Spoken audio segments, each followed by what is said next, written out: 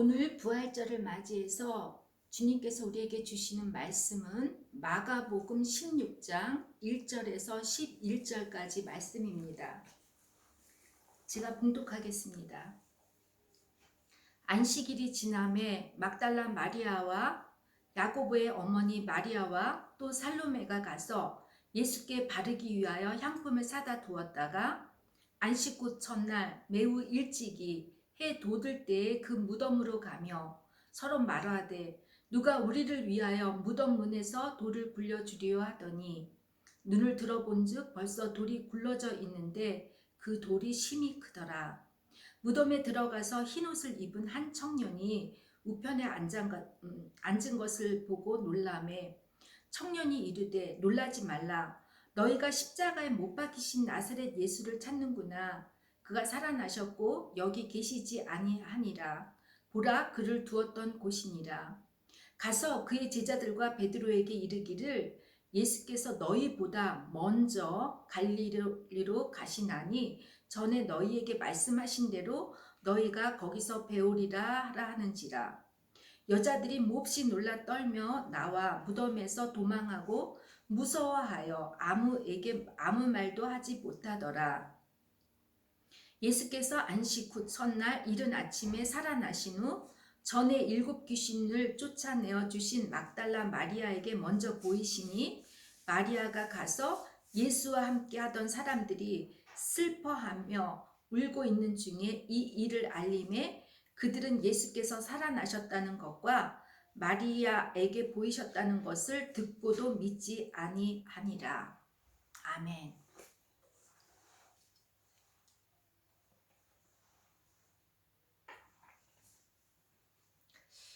정확한 연도는 제가 잘 기억이 나지 않는데 아마 4년 전이었을 것입니다.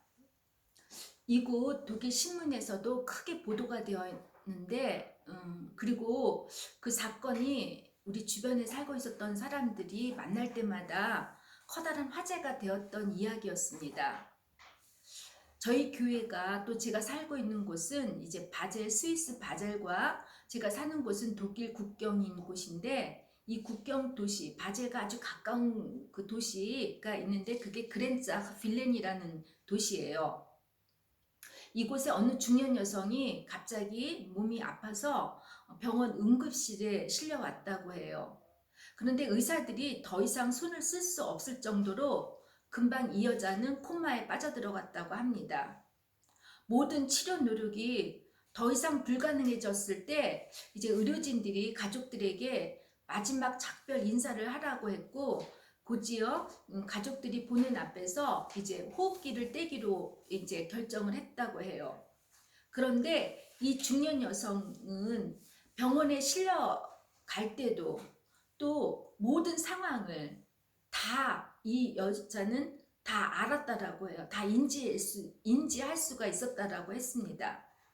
주변 사람들이 무슨 말을 하고 무슨 행동을 하고 있는지 다 볼 수가 있었는데 이 가족들 또 의료진들 아무도 이 여자가 이렇게 하고 있는 것을 몰랐다고 합니다. 이 여자는 어떻게든지 자기가 무슨 수를 써서라도 자기가 살아있는 것을 알리고 싶었지만 몸은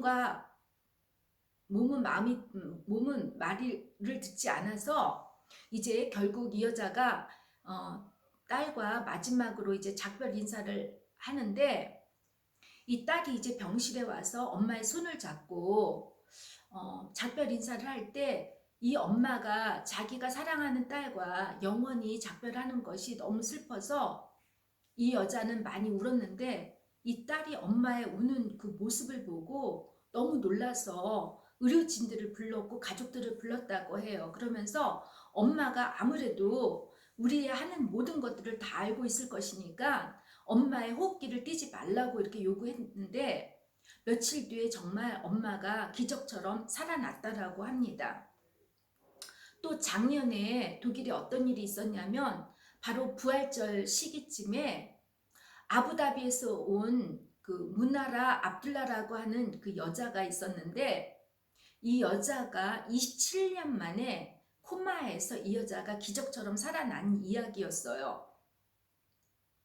이 여인은 32살 때 4살 난 아들과 함께 아부다비에서 교통사고를 크게 내가지고 뇌가 손상이 되었고 그 아부다비에서 치료가 불가능해서 곧바로 영국으로 와서 치료를 받았는데 영국 의료진들도 이제 더 이상 불가능해서 더 이상 진단을 할 수 없고 치료를 할 수가 없어서 2017년에 이 여인은 가족들에 의해서 독일 바이에른주에 있는 바드 아이빌링이라는 그 병원에서 치료를 받고 있는데 바로 이제 2019년 4월에 그녀의 아들이 이제 엄마의 나이만큼 이제 자랐잖아요. 성장했는데 그 아들이 엄마 병실에 찾았을 때 갑자기 엄마가 자기 이름을 부르더라라는 거예요.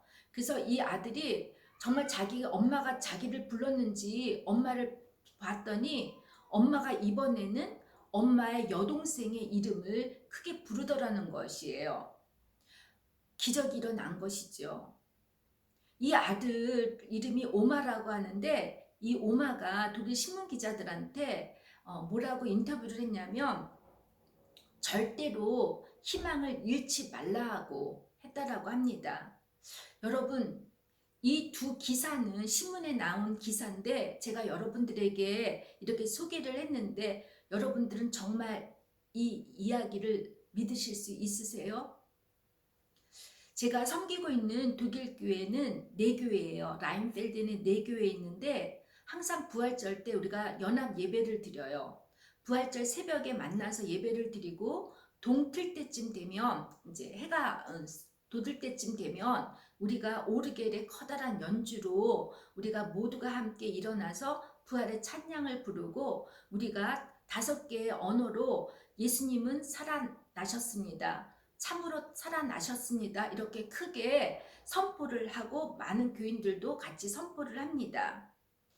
이렇게 예배가 끝나고 나서 저는 이제 독일 목회자님들하고 함께 이야기를 나누고 있는데 그 중에 한 목회자가 저에게 목사님이 이렇게 얘기를 해요. 이제 고민이 있었던 것 같아요. 그래서 이런저런 얘기를 하다가 제가 그 친구에게 야, 예수님이 부활했잖아. 참으로 부활했잖니. 그랬더니 이 목사님이 비시시 저한테 웃으시면서 예수님 부활했다고 정말 믿지 못하겠다라고 하는 그런 표정이었어요. 여러분, 하나님을 믿지 못하는 사람들에게는 단지 주님의 부활이 비과학적이고 비이성적이고 믿을 수 없는 사건이라고 하겠지만 크리스찬 중에는 부활을 믿지 못하는 분들이 꽤 있어요. 이들은 하나님을 믿지만 예수의 부활을 믿지 못한다는 분들이지요. 제가 독일교회에서 사역하면서 놀라운 거는 부활을 믿지 못하는 목회자나 신학대학 교수님들이 참 많다라는 것이에요. 여러분은 정말 예수님의 부활을 믿습니까? 참으로 우리 주님이 살아나심을 믿습니까? 주님께서 보지 않고 믿는 믿음이 크다고 하셨지만 여전히 부활을 믿지 못하는 우리들을 위해서 마가복음의 저장 마가는 아주 정묘하게 부활의 팩트를 기록하고 있습니다. 이 시간 여러분과 저는 본문 말씀을 통해서 예수님이 참으로 부활했다고 하는 그 팩트가 무엇인지 마가 저자의 관점으로 살펴보면서 오늘 부활을 믿는 우리가 우리의 신앙인으로서 어떻게 신앙생활하며 살아가야 하는지 함께 나누면서 은혜 받는 시간이 되기를 바랍니다. 마가 저자의 관점에서 본 부활의 첫 번째 팩트는 주님의 부활을 목격한 증인이 있었다는 것입니다. 다름 아닌 3명의 여인들이었습니다. 증인이란 법적 용어입니다. 반드시 보고 들은 것을 법정의 요구에 응해야 하고 반드시 진실만을 증언해야 하는 사람입니다. 율법에서는 증인으로서 효력을 발생하기 위해서는 최소한 3명이 필요하다고 되어 있습니다. 본문에서도 3명의 증인이 나와 있죠. 그리고 구체적으로 이들의 이름이 기록되어 있습니다. 이 3 여인들은 주님의 십자가에 달려 돌아가셨을 때 바로 그 현장에 함께 했었던 사람들이었습니다. 마가복음 15장 40절과 41절에서 보면 이들은 예수님께서 갈릴리에 있었을 때 따르고 섬겼던 사람들이었어요. 정말 예수님을 사랑했던 사람들이었다라고 봅니다. 여러분도 아시다시피 당시 유대 사회에서 여자는 열등한 존재로 취급을 받았고 종교적, 사회적으로 종속적 위치에 있었을 정도로 신분이 매우 낮았습니다. 여성들은 회당에 들어가는 것이 허락되지도 않아서 뜰에서 예배를 드려야 했고 사유재산권도 이혼권도 없었습니다. 이들은 단지 거룩한 후손을 낳는 존재로밖에 존재로밖에 취급을 받지 못했습니다. 여자와 대화하는 것은 부정한 것으로 보아서 탈무드에서는 여자는 삭해가지고 순진한 남성들이 여자의 꾀임에 넘어가지 못하도록 만남을 제한했고, 특히 랍비들은 자신의 아내를 포함해서 어떤 여자도 집 밖에서 대화하는 것을 금기했다고 합니다. 무엇보다도 여자들의 말은 신뢰받지 못했기 때문에 법정에서 증언하는 것이 허락되지 않았습니다. 그런데 왜 성경의 4복음서에서는 모두가 이 여자들의 입을 빌려 예수님의 부활을 증거하도록 기록했을까요? 물론 하나님께서는 고린도전서를 보면 세상의 미련한 자들을 택하사 지혜 있는 자들을 부끄럽게 하시고 세상의 악한 것들을 택하사 강한 것들을 부끄럽게 하시려고 여자들을 선택하셨으리라고도 생각해요. 하지만 부활의 첫 번째 증인을 여인으로 선택하신 이유는 여성들만의 독특한 특성 때문이라고 생각합니다. 성을 연구하는 젠더학의 관점에서 볼 때 여성은 남성들보다 관찰력이 아주 뛰어나고 디테일에 강합니다. 남자들은 눈으로 사랑하고 여자는 귀로 사랑한다는 말이 있습니다. 여자는 지각하는 속도와 두뇌 회전이 남성보다 빠르고 월등해서 잘 기억하고, 무엇보다도 여성들은 주변 관계들, 인간관계가 중요하기 때문에 문법과 언어가 잘 발달되어 있는데, 이는 여성들의 언어를 담당하는 좌뇌가 남성들보다 우수하기 때문이라고 합니다. 한마디로 여러분, 여자들은 말하기를 좋아한다는 뜻입니다. 유행이 잘 발달할 수 있었던 것도 바로 여자들의 입소문 때문입니다. 요즘처럼 소셜미디어가 발달하지 않았던 그 당시 유대 사회에서는 여자들의 이 입소문, 여자들의 이 대화, 수다, 이것들이 참 중요했었고, 이것들로 인해서 소식들이 참 빠르게 전파되었을 것이라고 봅니다. 만일 예수님의 부활을 남자들에게 먼저 보였다면 어떤 반응이 일어났을까요? 상상해 보세요. 남자들은 액션이 여자들과 달라서 자신들만 믿고 여러 사람들에게 떠들고 다니지 않을 것 같아요. 특히 예수님을 배신하고 부인했는데 어떻게 이런 예수님을 만났을 때 이 예수님의 부활을 남들에게 얘기를 할 수가 있겠어요? 엠마오로 가는 그 제자들도 봐요. 예수님이 고난에만 깊이 빠져 있었지 함께 걸어가는 예수님을 알아보지 못했다고 해요. 물론 예수님의 고난에 함께하지 못한 죄책감에 말도 못하고 나름대로 괴로워하고 있었겠지만, 아무튼 이 남성들은 여자들과 달리 말을 안 하는 사람들입니다. 이렇게 하찮게 여기고 미천하다고 생각했던 여자들을 통해 부활의 소식이 빠르게 전파되었고, 이것이 남자들뿐만이 아니라 당시의 모든 사람들에게 알려졌고, 그 여자들의 그 이야기가, 부활의 그 소식이 오늘날까지 우리들도 믿을 수 있게 되었다라는 것입니다. 둘째, 돌 무덤의 문이 열려 있었다는 것입니다. 2절에 안식 후 세 여인들이 예수께 향유를 바르기 위해 아침 일찍 예수의 무덤을 찾아갔습니다. 유대인들에게 있어서 안식일은 금요일 해질 무렵에 시작해서 토요일 해질 무렵까지를 계산해 보면 여인들이 주님의 무덤으로 찾아간 날은 일요일이었습니다. 이로 인해 기독교는 유대교와 달리 일요일, 즉 주일을 안식일로 지킵니다. 본래 유대인의 장례 관습은 사람이 죽으면 24시간 안에 묘에 안치해야 하는데, 그 이유는 시체는 부정한 것이기 때문에 하나님의 거룩한 땅을 더럽히지 않기 위해서입니다. 부자들은 보통 동굴 무덤에 묻히고 가난한 자들은 땅에 묻었다고 합니다. 장례 때에 보통 남자들은 시체를 무덤까지 운반하고 여자들은 그 시신을 세마포에 싸고 시체 썩는 냄새를 증화시키기 위해서 시신에 향유를 발랐다고 합니다. 여인들이 향유를 가지고 예수님의 무덤에 간 이유도 아마 아리마대 요셉이 예수님 시신에 향유를 바르지 않고 즉시 세마포만 싸서 무덤에 안치했기 때문이라는 것입니다. 이 세 여인은 무덤을 향해 가면서 돌무덤의 문을 누가 굴러줄지 걱정을 했는데 돌무덤은 이미 열려 있었다고 합니다. 이에 대해 마가 저자는 돌무덤이 아주 컸다고 암시했어요. 이 뜻은 여자들이 스스로 홀로 돌무덤을 열 수가 없었다는 것을 가리킵니다. 여러분, 예수의 부활을 두려워했던 사람들이 누구였지요? 예수를 죽이려 했던 대제사장들과 바리새인들, 흔히 종교적 권력을 행사했던 사람들이 아니었습니까?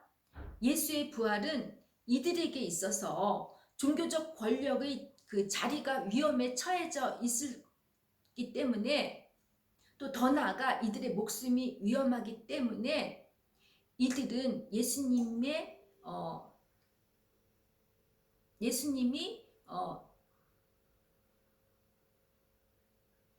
돌무덤에 있기를 원했을 것입니다.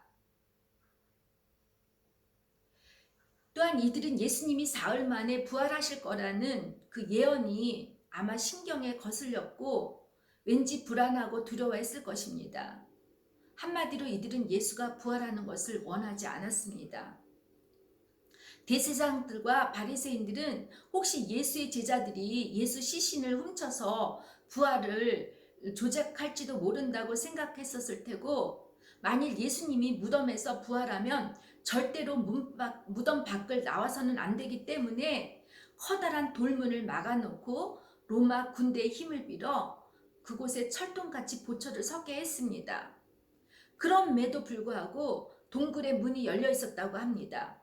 마태복음 28장 4절에 보니까 지키던 자들이 무서워하며 떨며 죽은 사람과 같이 되었다고 하는데, 아마도 이들은 놀라서 도망을 갔을 것입니다.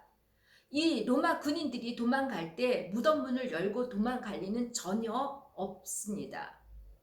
예수님이 부활하지 않으셨다라면 이들이 굳이 도망갈 필요가 없었을 것이에요. 세 번째, 예수님의 시신이 무덤에 없었다는 것입니다. 여인들이 무덤 안에 들어갔을 때 예수님의 시신은 없고 흰옷을 입은 청년이 있었다고 해요.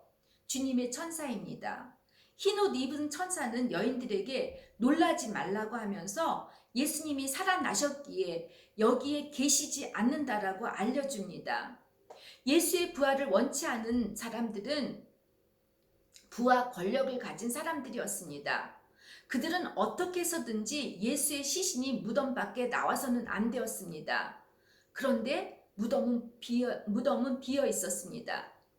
지금까지도 예수님의 시체가 발견되지도 찾아지지도 않았습니다.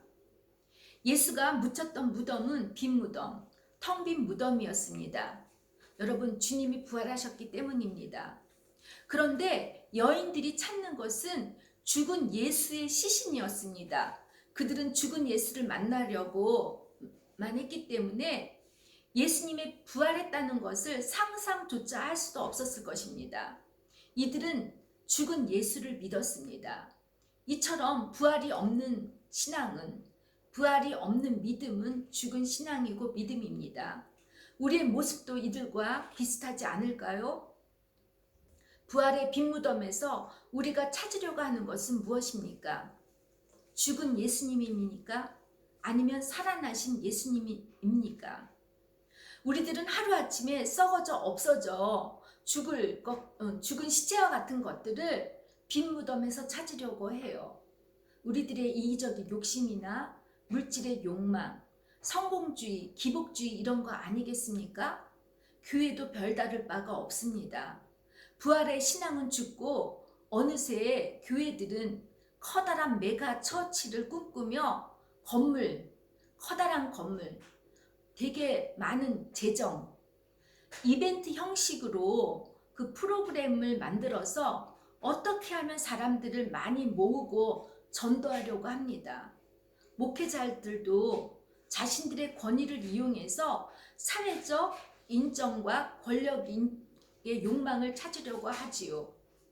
예수의 부활을 믿는 우리가, 또 우리 교회가 부활의 능력이 없고 부활의 역사가 일어나지 않을 때 이 복음에 무능한 신앙인, 무능한 교회가 되버립니다. 여러분, 부활절을 맞이해서 죽은 신앙이 아닌, 죽은 교회가 아닌 빈 무덤의 부활의 신앙을 다시 새롭게 회복되기를 주님의 이름으로 부탁합니다. 끝으로 예수의 부활을 경험한 사람들에게 부여주시는 사명에 대해서 나눠보겠습니다.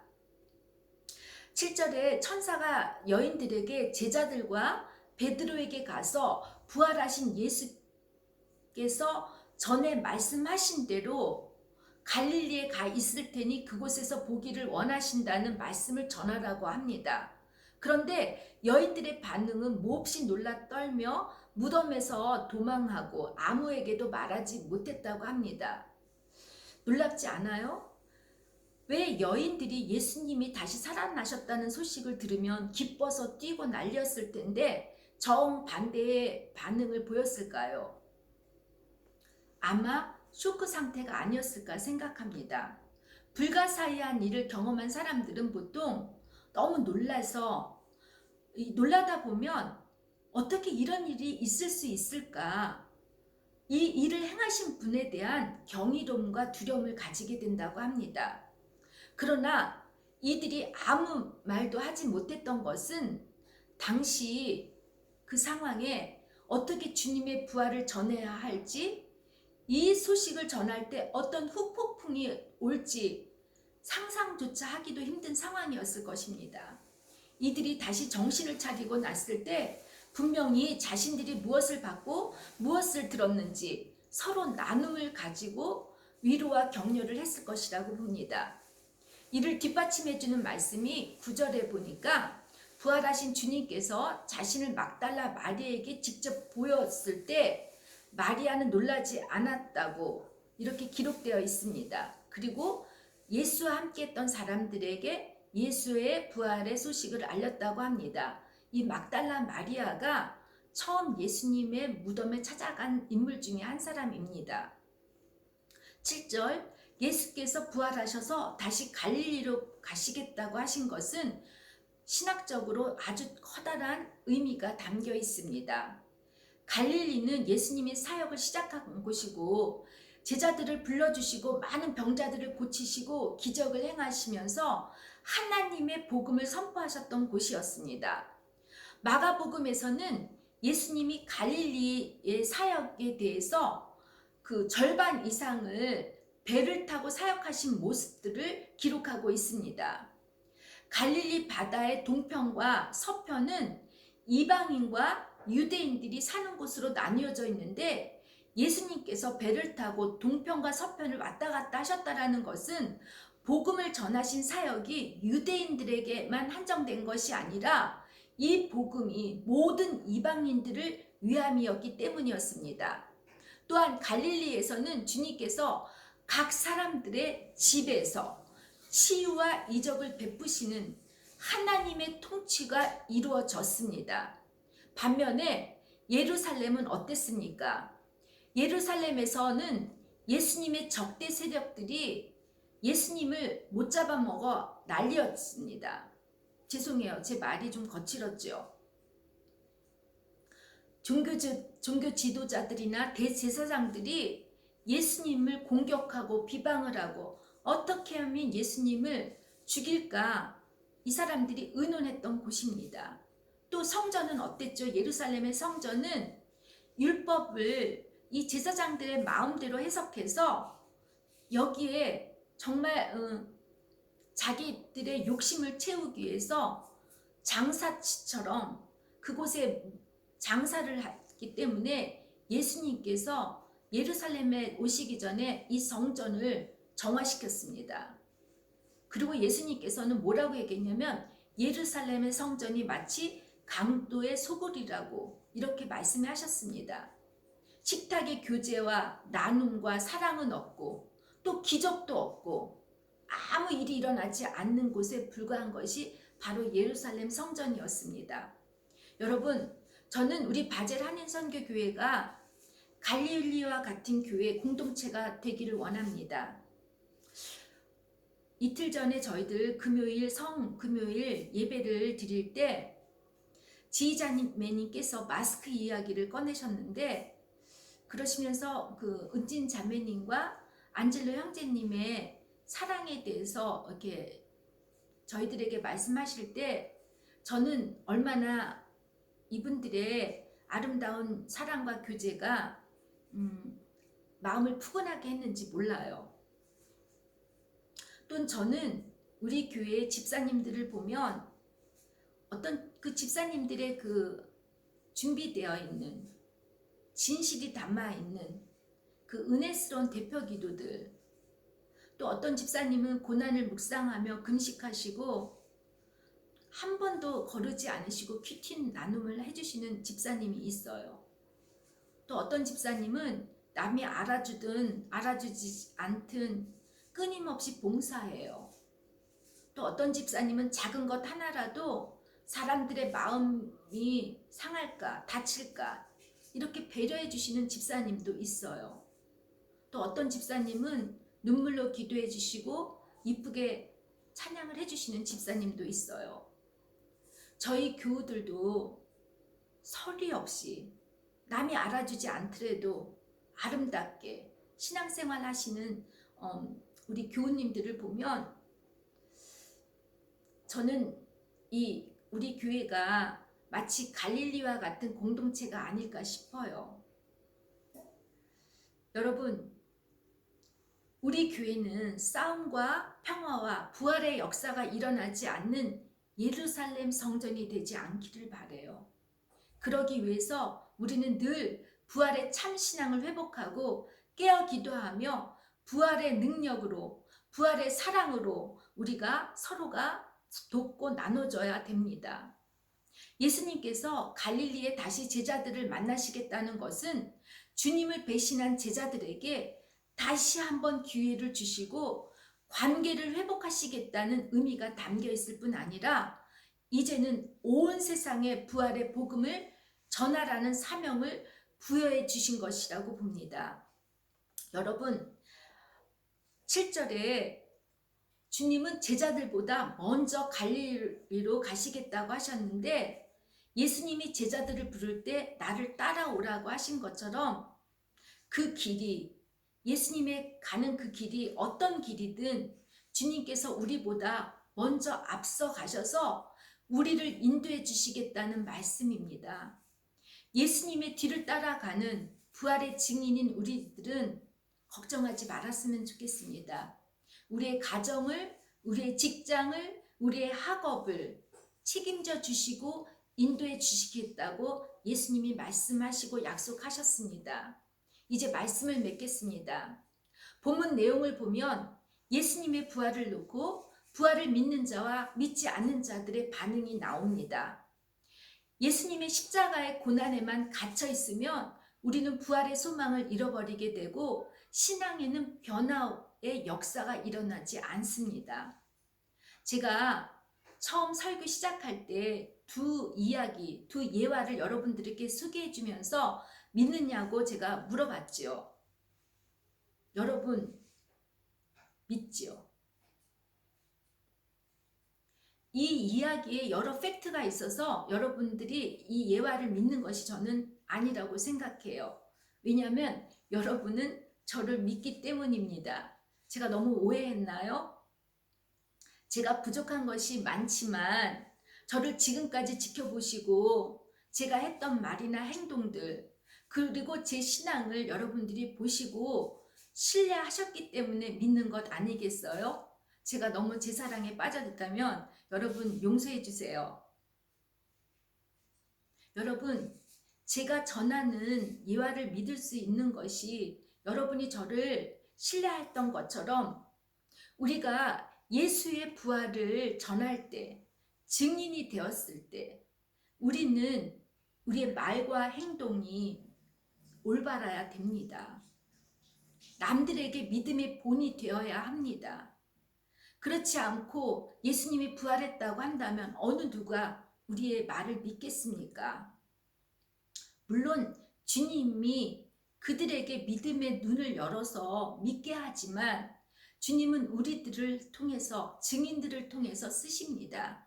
그렇기 때문에 여러분 정말 우리들은 신앙 따라 행동 따라 믿음 따로의 삶이 아니라 이 모든 것이 하나가 되어서 부활을 증거하는 그럴 때 주님은 그 부활의 증거 자리에 찾아오실 줄 믿습니다. 코로나로 인해 어둠과 썩어져가는 그 죽음의 무덤 속에 주님의 부활과 부활의 참 소망이 생명으로 다시 살아나고 우리의 죽어있던 믿음도 다시 회복되길 주님의 이름으로 축원합니다. 이제 다 같이 일어나셔서 제가 축도함으로써 오늘 부활절 주일 예배를 마치도록 하겠습니다.